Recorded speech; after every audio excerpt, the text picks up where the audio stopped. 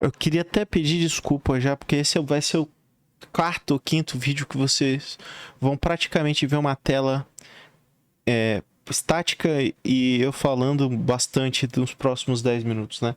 Mas não tem muito para onde correr porque eu preciso falar sobre os aspectos mais básicos e primordiais sobre os conceitos para depois efetivamente a gente começar a escrever um código e colocar em prática essas informações. Mas simplesmente se eu começar a escrever esse código e não fizer essa introdução, por mais longa que ela possa ser, vão ficar dúvidas que nem mesmo para procurar isso na internet vai ser tão simples se você não souber esses termos, né, essas palavrinhas que eu estou colocando aqui, porque pelo menos você consegue pegar, né, pausar o vídeo, pegar esse termo, por exemplo, byte, C Sharp, colocar lá no Google e consegue ler umas documentações mais completas com relação a esses termos que eu estou passando aqui. Hoje a gente vai falar sobre álgebra booleana, o início de álgebra booleana. A gente vai entender o que é esse nome complexo aí, por que ele existe na computação. E a álgebra booleana ela é extremamente importante para a compreensão de sintaxes e posteriormente de condicionais, né? E condicionais é a base para qualquer linguagem de programação.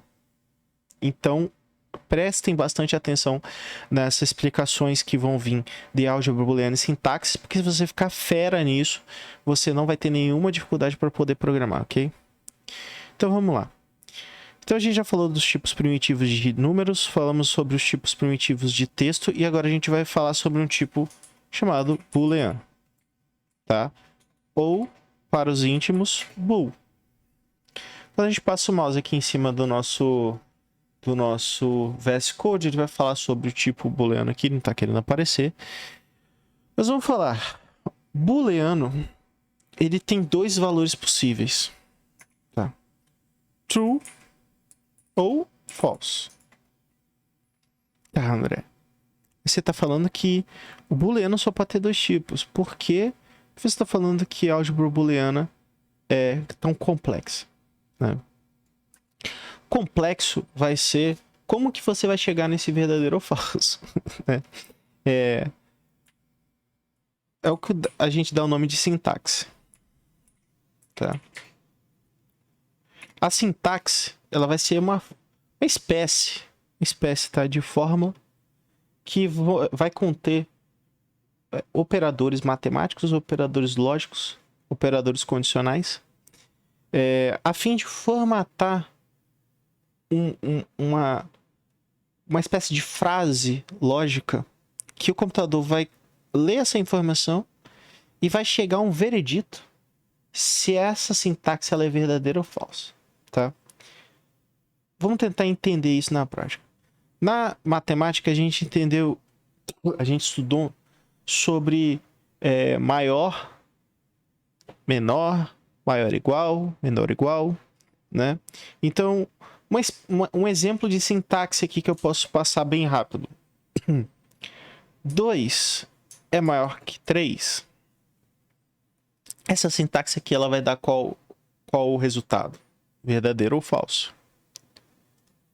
No caso aqui, é falso, porque a gente aprendeu que o 3 é maior que o 2.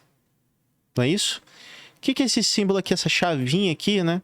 Na programação, essa chavinha, né? Esse guarda-chuva virado aqui, significa maior, tá?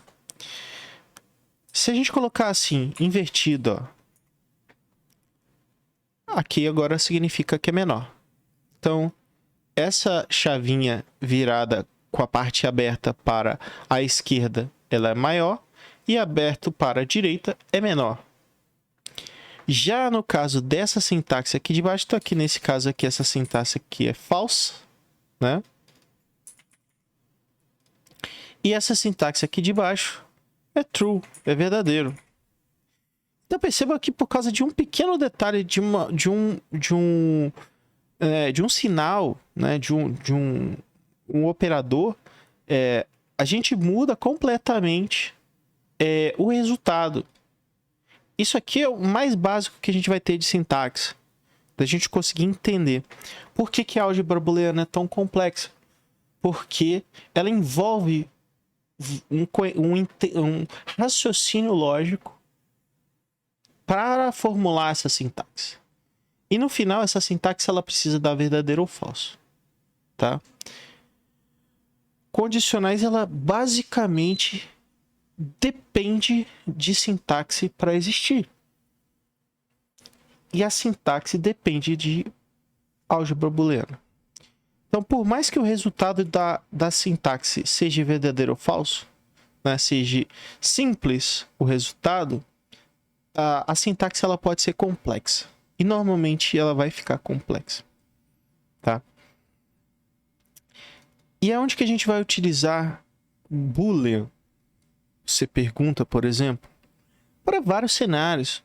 Por exemplo, preciso verificar se a pessoa tem idade para poder acessar o conteúdo. Eu preciso verificar se ela tem mais de 18 anos. Eu preciso verificar uma série de questões. Eu sempre vou armazenar essas informações como verdadeiro ou falso. É muito mais simples eu colocar já a sintaxe processada e externalizada o valor do que armazenar todas as informações que eu preciso para poder sempre fazer a validação. Né? Por exemplo, quando vocês fizeram o cadastro na Usme Academy, ou se vocês estão vendo esse conteúdo pela Udemy, vocês fizeram o cadastro e aí vocês marcaram lá: eu aceito os termos de termos da plataforma e tudo mais. É um checkbox, né? Uma caixinha que você dá um check. Aquilo ali é verdadeiro ou falso?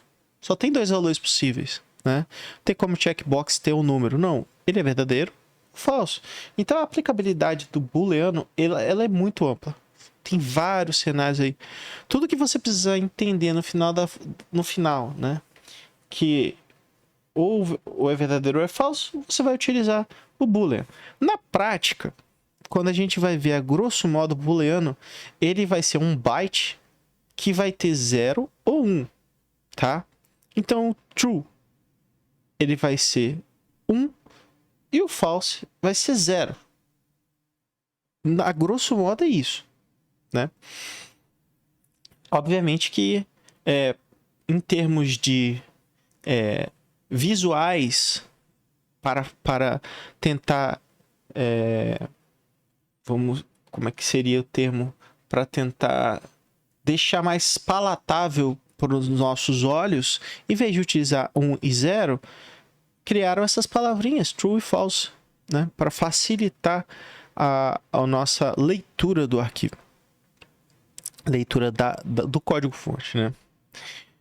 Mas, a priori, o termo booleano e álgebra booleana, a gente vai ficando por aqui, porque a gente vai ter toda várias aulas, na verdade, não apenas uma, para falar de sintaxes.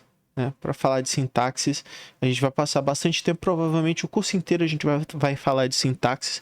O tempo todo vocês vão ver novas sintaxes, e aí vocês vão conseguir entender de forma mais clara por que Boolean, por que a álgebra booleana é tão complexa quando a gente começa a se aprofundar um pouco mais no assunto. Mas por enquanto, para a gente manter aqueles nossos 7 minutos, né? Já até passamos um pouquinho aqui. Eu vou ficando por aqui.